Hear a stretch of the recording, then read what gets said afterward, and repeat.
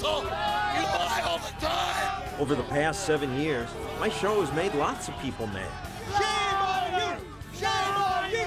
Cupcakes for sale. Some got mad about my affirmative action bake sale. You got to be on your goddamn mind. Businesses didn't like it when I attacked their handout. Hi, I'm Fat Cat, insurance company boss.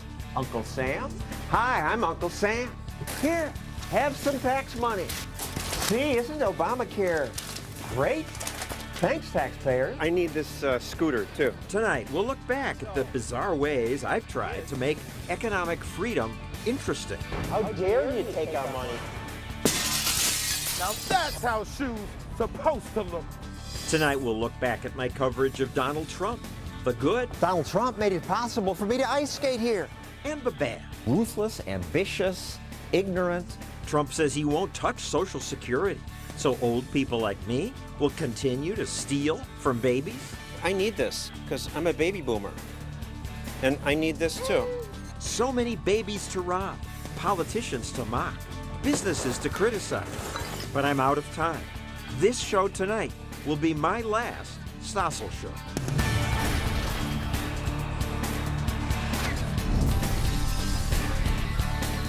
And now, John Stossel. Yes, this is my last show. Over 7 years, we've done more than 300. I tried to explain that liberty, free minds and free markets make life better. We've tried to show the downsides of big, intrusive government that produces giant laws like this one. This is Obamacare. But no more. Not on this show anyway. I'll remain at Fox, going on other shows, and I have a big project of my own. At the end of this show, I'll explain what that is. But most of this last show will be about the best and worst things we've done over the past 7 years. I'm glad I came here to Fox and got a chance to do these shows. I've been an ABC News reporter for 28 years before that. And now, John Stossel. Hello, and welcome to 2020. On 2020, I did lots of stories, but there were limits. When Obamacare was first discussed, I wanted to update a show I'd done that exposed the problems with government-run health care and with people like Michael Moore, whose movie claimed Canadians live longer than Americans because of government care. In America, we kill each other more often. We shoot each other. We have more car accidents. Forgive me, more of us look like you. That's the reason they're living longer. Michael Moore generously admitted that being overweight does shorten Americans' lives. But ABC said, you can't update your healthcare story. You're just doing predictable libertarian dogma. They said the same thing when I wanted to update my school choice show, a show that inspired the teachers union to assemble outside my office and yell at me.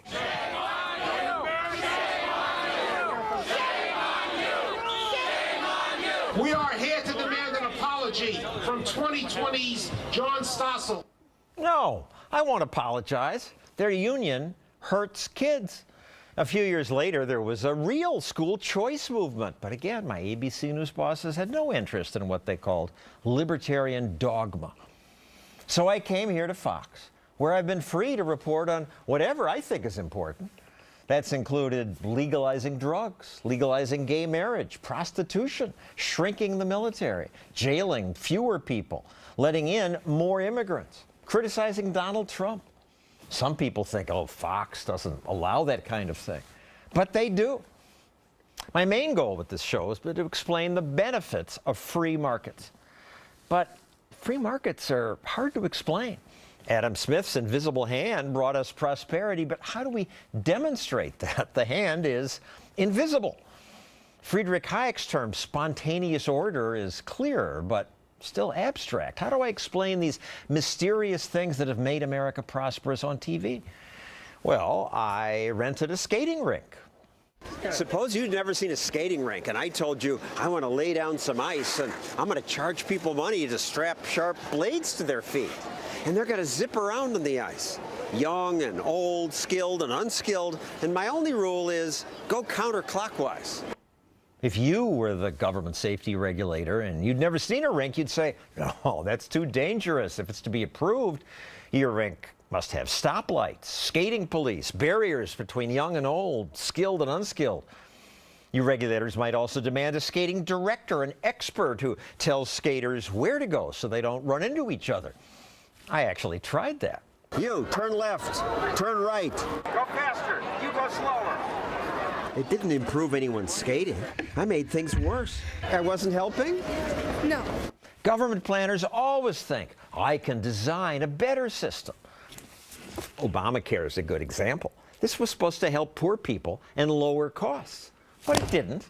In fact, its subsidies enriched some insurance companies. To hide that, the politicians didn't call their subsidies subsidies, they called them risk corridors. How do I explain that on TV?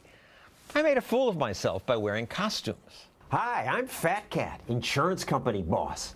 Obamacare promised me lots of new customers. Uncle Sam? Hi, I'm Uncle Sam. Have you heard about our risk corridors? They're Obamacare's sneaky way of bailing out insurance companies without you knowing. Whenever there's risk, Uncle Sam will race down a corridor with lots of your money and give it to companies that the politicians want to please. Here, have some tax money. See, isn't Obamacare great? Thanks, taxpayers. We've regularly tried to challenge people's assumptions about good government, because even popular programs are problematic. I once thought affirmative action was absolutely the right thing to do, but it is basically a racist program. So I demonstrated that by holding a racist bake sale. Cupcakes for sale. My price list said Asians had to pay $1.50, whites $1, Latinos and blacks just 50 cents. That's not right. You got to be out of your goddamn mind, boy. He just Close down. But then some people defended me. You're trying to make a point, right? Right. So sometimes you got to do things like that to make a point. It's not racist. And people started to think about what affirmative action means. No race of people is worth more than another, or less. Well, do you believe in affirmative action in colleges? I used to. No matter what race you come from, everybody should get equal the same. When people really think about touchy issues, opinions sometimes change. For example, do you give your money to needy people begging on the street? I put on a fake beard and tried begging in New York City. You help me, ma'am? People gave me money. They gave me money when my cardboard sign said homeless and cold, and they even gave when I changed it to need a beer. I just begged for an hour, but I did well. If I did this for an 8-hour day, I would have made 90 bucks. 23,000 for a year. Tax-free. Of course, that's small-time begging compared to the organized begging that goes on in Washington, D.C. This lawyer helped people get money from the government by claiming they were farmers. This real farmer said the lawyers encouraged cheating. And they said if you had a potted plant, you can be you're a farmer. And if you have a yard and you fertilize it, you're a farmer. This one, this one, this one, this one, this one. Not farmers. But they got the money anyway. And the lawyer, he got the most money, but won't admit it. You say you're losing money on this, you're sort of No, suffering. I didn't say that. No, Yeah, I didn't you said say you that. lost money in this case. No, I'm just looking at this picture of you and your waterfront I didn't say that. house. I didn't say that. I didn't say that. You said that you didn't make money on this case, and I say you're a rich guy feeding off the taxpayers. I think this is the end of your interview. He's a freeloader. Washington is filled with them. After the housing bubble burst, lobbyists wanted government to spend more subsidizing mortgages. How are you going to get school teachers, firefighters, police officers to come work in those communities if they're going to be never able to buy a home? What's the best response to that? Argument or shtick? In other words, easy money here, you know, just here, it's the taxpayer, go keep it. Subsidies like that are one reason the feds have racked up almost $20 trillion in debt, unsustainable debt that keeps growing. I say this is the biggest threat to America's future. But debt bores people. How do I get your attention?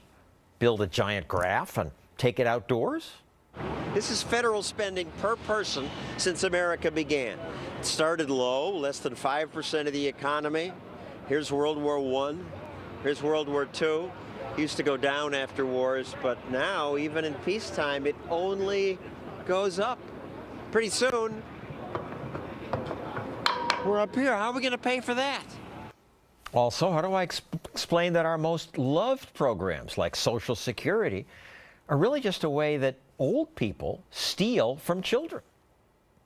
I need to take this because the young should take care of the old. I just borrowed some children and stole from them. I need this because I'm a baby boomer. And I need this too. I need this scooter too. How do we stop this theft? Cut the budget. But that's boring too. How do I get you to think about that? I know. I'll get a chainsaw. Horrible cut. Since we're $20 trillion in debt, we should take a chainsaw to the budget. The deficit will eat our future. I've tried to explain the burden of regulation by showing the piles of rules every person must try to obey, but what probably makes it clearer is actually trying to open a business. Even the simplest businesses are illegal under current law. What does it take to open a lemonade stand legally in America? I once tried to open one outside Bill O'Reilly's TV studio. Lemonade for sale. I failed. I tried to follow my government's rules, but they were endless. The government said I had to take a 15-hour food protection class. To sell lemonade? After this, there's an exam. Then I have to wait weeks to find out if I passed. And if I did, I'd have to buy a government-approved fire extinguisher. I got my fire extinguisher. To sell lemonade legally would have taken me months of paperwork. So I gave up. Fox's lawyers said I could briefly sell some lemonade only if I gave everyone refunds and got the lemonade back. Wait. Actually, I can't let you drink this because why? There are so many rules here. I'm not allowed to sell this to you. I have to give you your money back. What are the rules? I shouldn't have sold it to you. I have to get it back. Of course, my customers thought this was crazy. It's a silly law. The founders would have said something like that. Time for another costume. We wrote a constitution that said there will be limits to government. The things I do for TV. Next, environmental hysteria. Ban dihydrogen monoxide. It's killing people. I went to Times Square to see if I could fool people into signing a petition to ban water.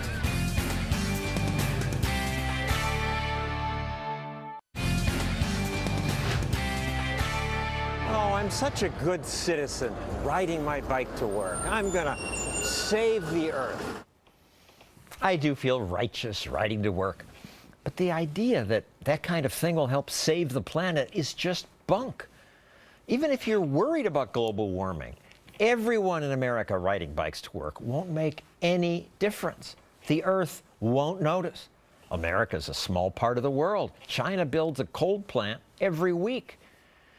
Because I say stuff like that, many people are glad that this show will be gone. When this website reported on my show's departure, some internet trolls wrote they're happy to be rid of that noted liar and falsifier of news who produces hit pieces. Hopefully the cancer came back to finish him off. The cancer?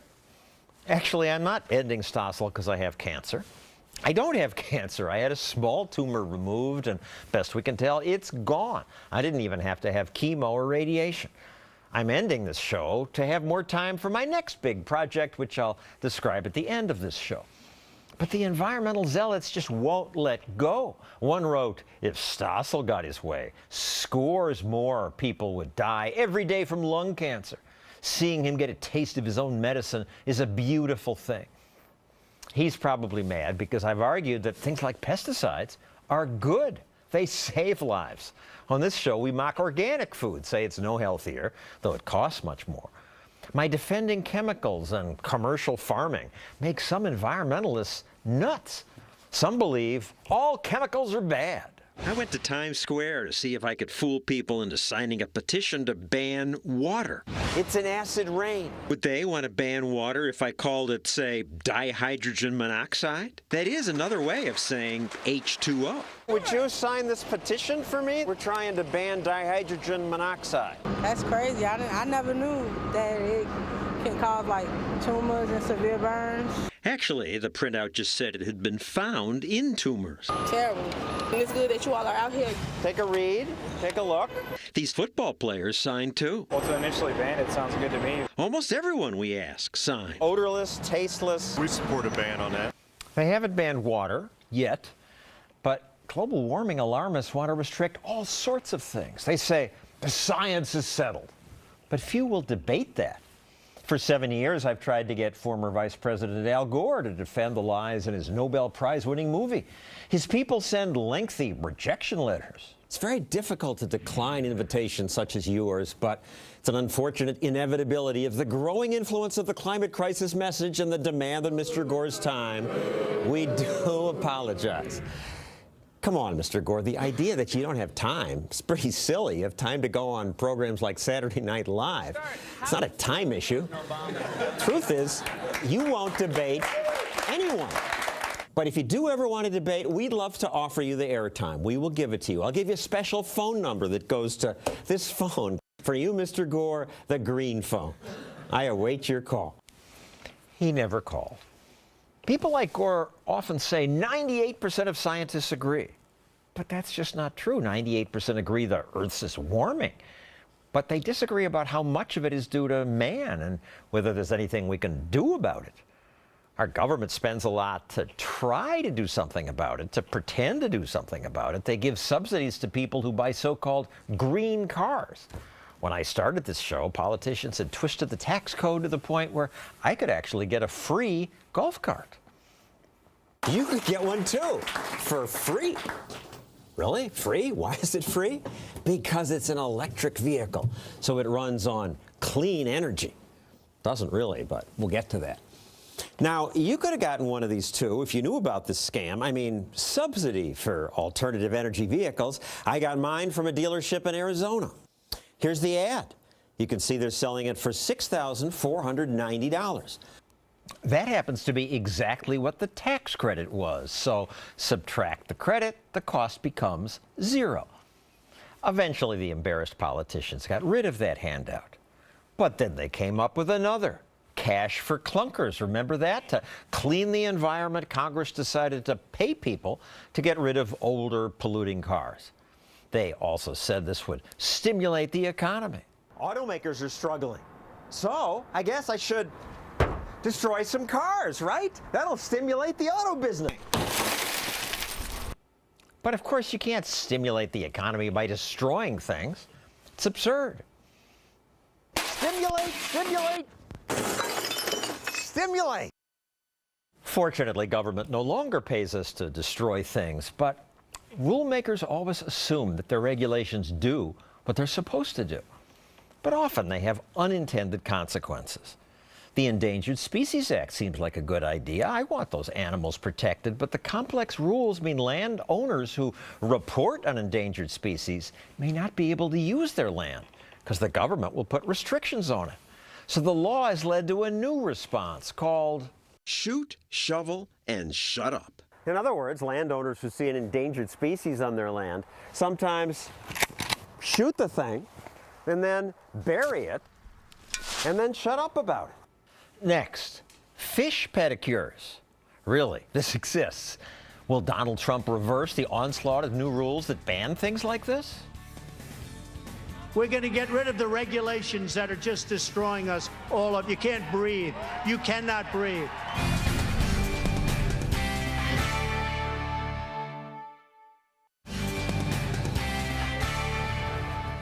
Much of this presidential election was a debate over government control of the economy. Hillary Clinton wanted more of that. I will do everything I can as president to set the rules, to set the regulations. Donald Trump complained, we have too many rules. We're going to get rid of the regulations that are just destroying us all up. You can't breathe. You cannot breathe. He's right. We can't breathe. We're drowning in rules, and that's a reason the economy hasn't grown more. But you would never know that if you go to a college in America. Students are taught we need more regulation because under unrestrained capitalism, average Americans make less money but work longer hours. Now, this is just a lie, but it's what the chair of the sociology department at Brooklyn College teaches.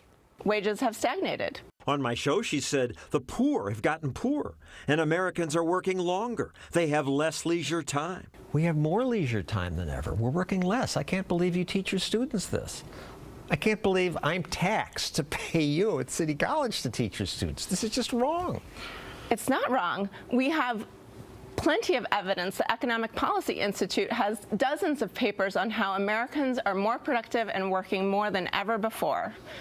And wages have not kept up with that. We have a chart of wages. The average household income has grown by 40% for the middle, 49% for the bottom fifth. You don't have the purchasing power that you had 30 years ago. We have more purchasing power and things are cheaper. This used to cost $1,000. Absolutely, but you know what? More people are in debt.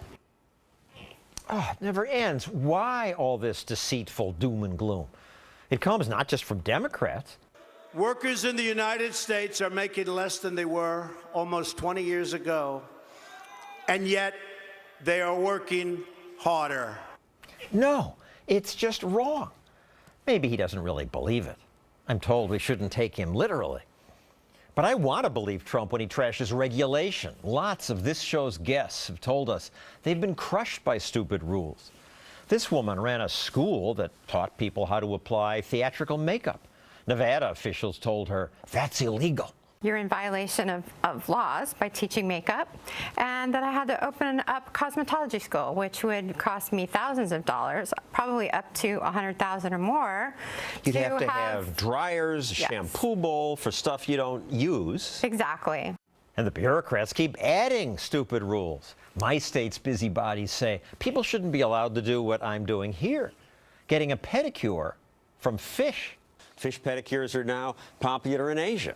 And today, some entrepreneurs have brought this to America. People like this? They loved it. Why?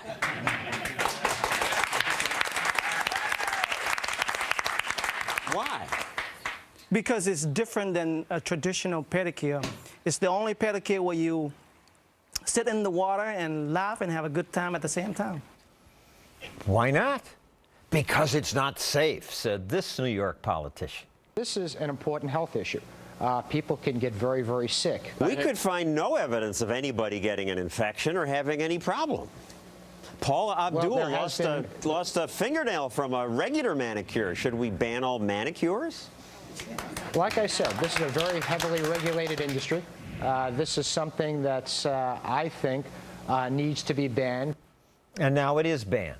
New York State says it violates animal welfare rules. The politicians always want more rules. My show and my career were possible only because I got interns to do some of the research. Often they were college students who helped me just for the experience. But that's illegal now, thanks partly to President Obama's Labor Department and lawsuits from people who claimed unpaid internships are not fair.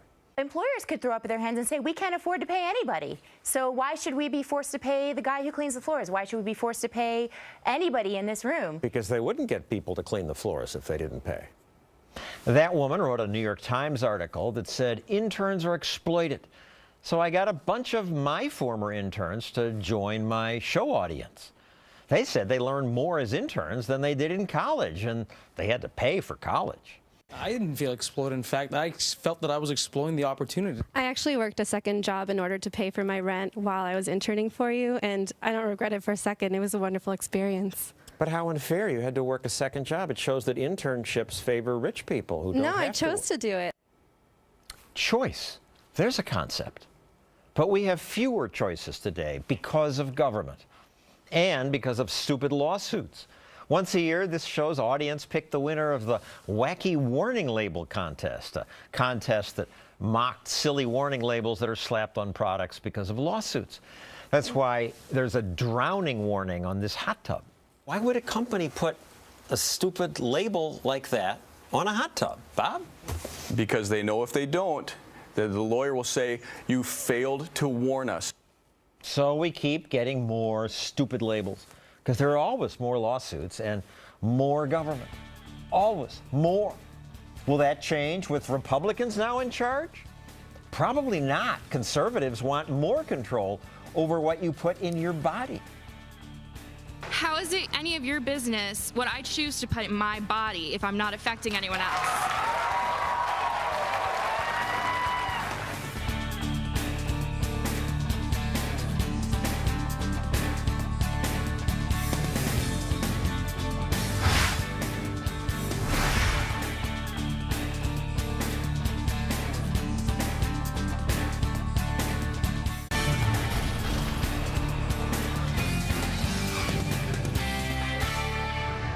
The drug war is a failure. Get rid of it. Oh, you libertarians and pot.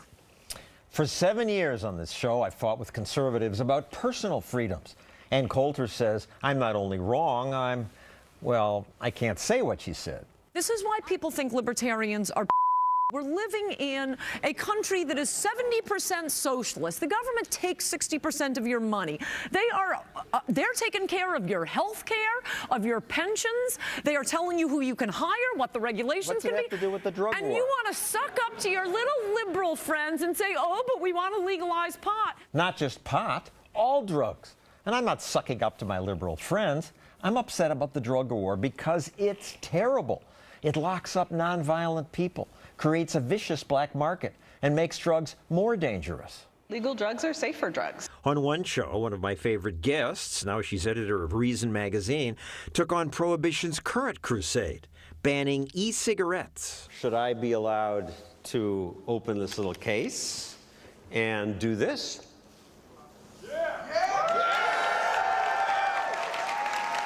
Of course, vaping nicotine should be legal. This is a safer product than a regular cigarette. That's because somebody figured out how to make money selling us drugs that we want to consume. The people who make money on drugs right now are people who are willing to operate in black markets, and I'd rather see it all out in the light of day. Fortunately, we've made some progress. Marijuana is now legal for recreational use in 7 states and Washington, D.C. Sex is also legal, fortunately, but some people get very upset if money's involved.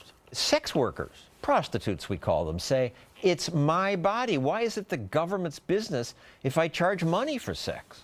You're selling your body. That just feels sleazy, demeaning to people. Well, really, I'm renting it. Selling implies that they own it, and I still own myself. The beauty about this country is that I get to live my life based on my morals and my values, as long as I'm doing so only within in the these few confines counties of Nevada. in the law. And yes, I moved from the Midwest to be able to do it within the confines of the law. Most states say what she does is a crime.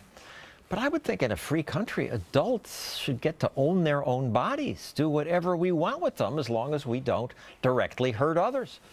We should certainly be able to do what we want with our possessions. But again, politicians want restrictions. Donald Trump recently tweeted, nobody should be allowed to burn the American flag. If they do, perhaps a year in jail. What? I wouldn't burn a flag, but I have that right. It's free speech. Also private property. If I buy the flag or make one, it's mine to do with what I want. You can criticize me, shame me, ban me from your home, but don't tell me that I cannot do what I want with my own personal property or person. In some states, even my friendly poker game is illegal. Governments ban all sorts of gambling to protect us, they say, but then they run their own gambling scam. It's called the state lottery. You can pick your jackpot too and win millions more. I call this a scam because the odds this government monopoly gives are far worse than any casino game. And the players are disproportionately poor people. It's disgusting that government promotes this. With 15 chances to win up to $1 million a year. While at the same time, some states ban versions of this. A flush? That's my friendly poker game. I was surprised that some of the players supported a gambling ban. We're not all mentally and psychologically strong enough or able to govern ourselves, which some people. The liberal wants government to do something. The addictive element of gambling forces, the government to step in because it is addictive. Give me a break. Fortunately, other players were wiser. We are intelligent enough to know our limits.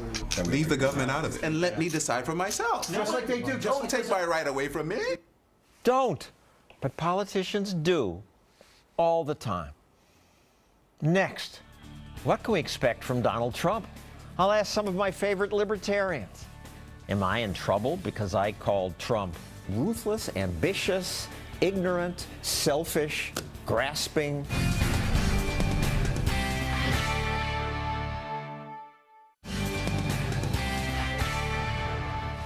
What will the next years be like? Is Donald Trump's election a good thing?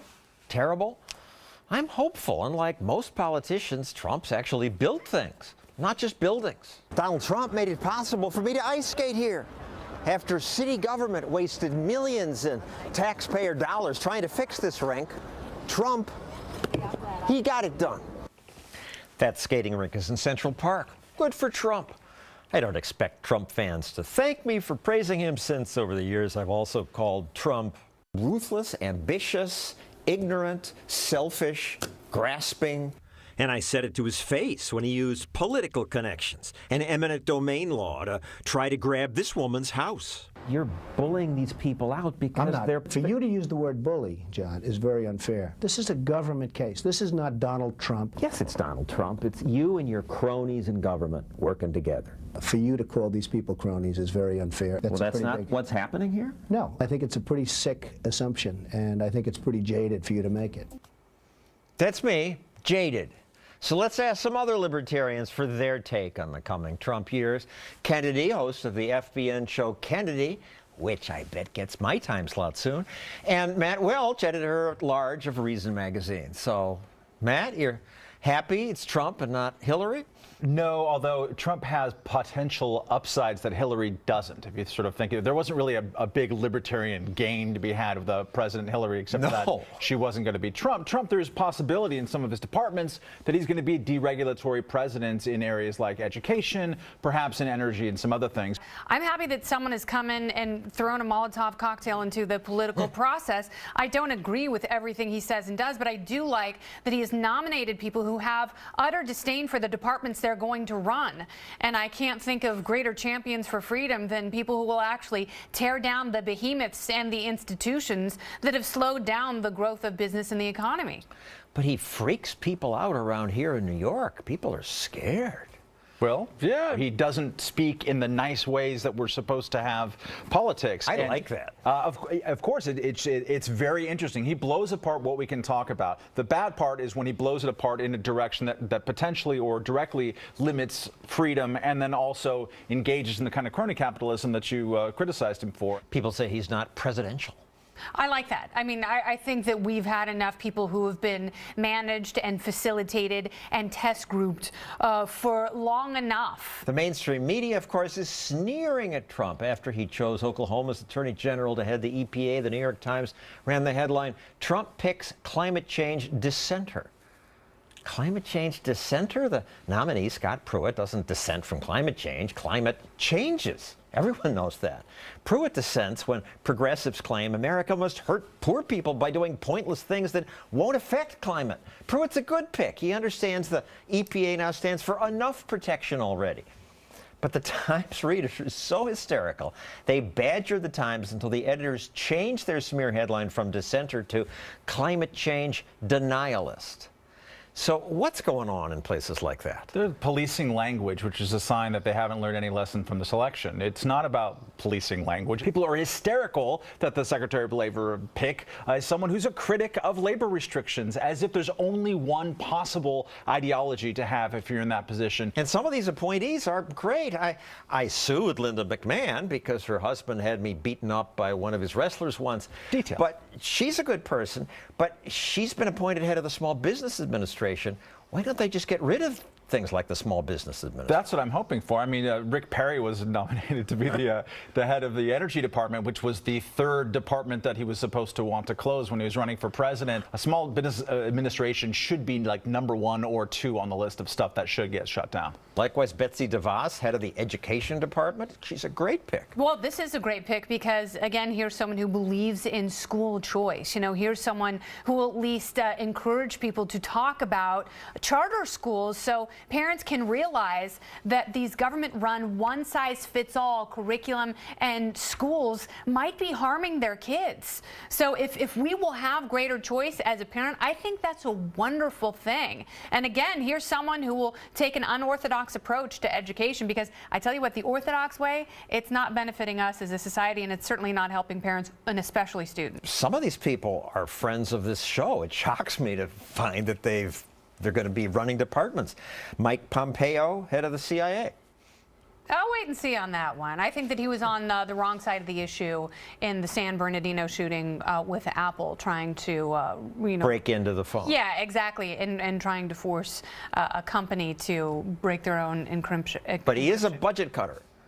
Good. Sessions is a budget cutter too, but that's not what I worry about him. He's going to be Attorney General nominee. Attorney General nominee. I'm worried that he's going to enforce the law in ways that I don't like and encourage the blocking of criminal justice reforms that have been happening around the country. And block drug law reform. Yes, he has a 1980s view of drug legalization in this country. Andy Puzder is another good pick for labor. I think he's a great pick. He's been a critic of minimum wage laws. He's much more pro-immigration than a lot of other Donald Trump picks have been. Elaine Chao is a good pick for labor. Rex Tillerson at state. I actually don't have a problem with Rex Tillerson at this point because I think, you know, the fact that he's an anti-interventionist, that is implicit in his personal professional history. He favors global stability, and he knows that fewer wars actually make for more prosperity. And you could also argue that he is free trade and a globalist, which seems to run contrary to some of Donald Trump's messages.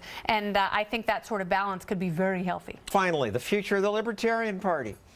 Gary Johnson got more votes than anybody before.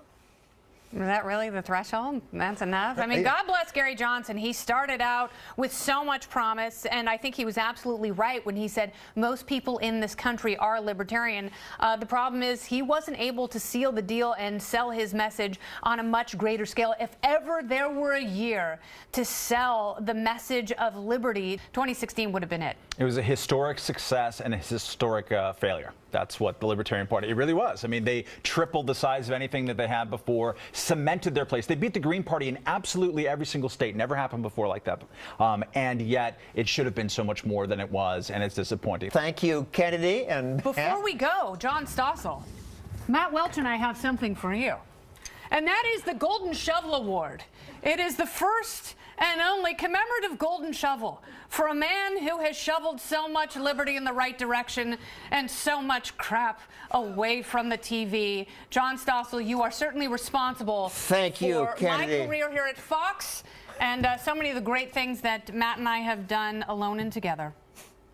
Thank you, Kennedy. And Matt, next, I'll tell you about the new things I'm going to do instead of this show.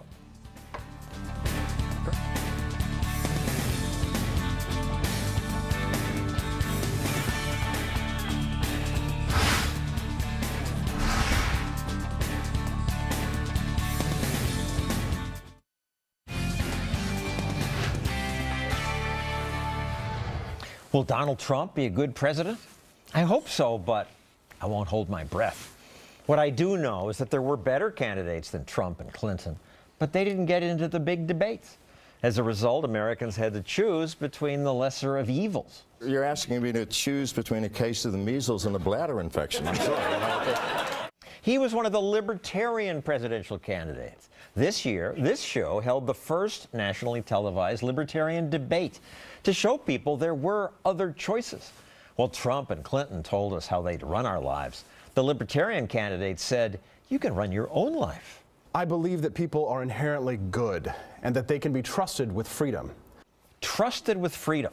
The libertarian candidates supported many forms of personal freedom.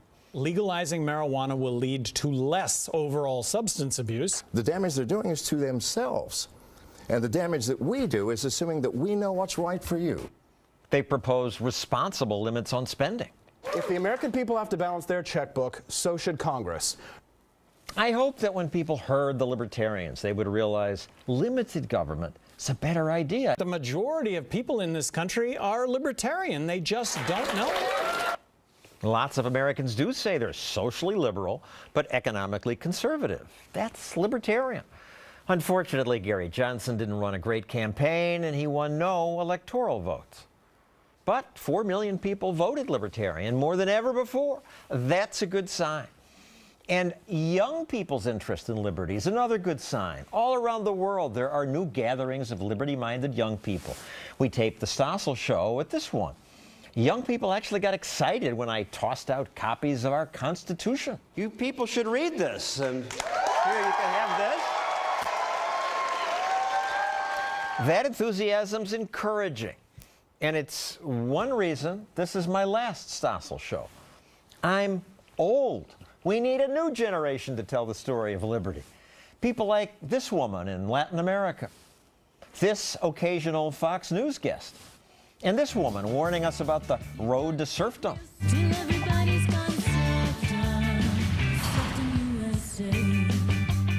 I'm going to work with young people like them to train them to take over from me. I'll make videos with Reason TV and become a faculty member of the Charles Koch Institute's Media and Journalism Fellowship. Although this is my last show, I'm not leaving Fox. I'll continue to appear on other Fox shows. I will also, well, I'm not sure exactly what I'm going to do, but whatever I do, I'll post it on my Facebook page. If you're curious, you can find out about my new adventures here.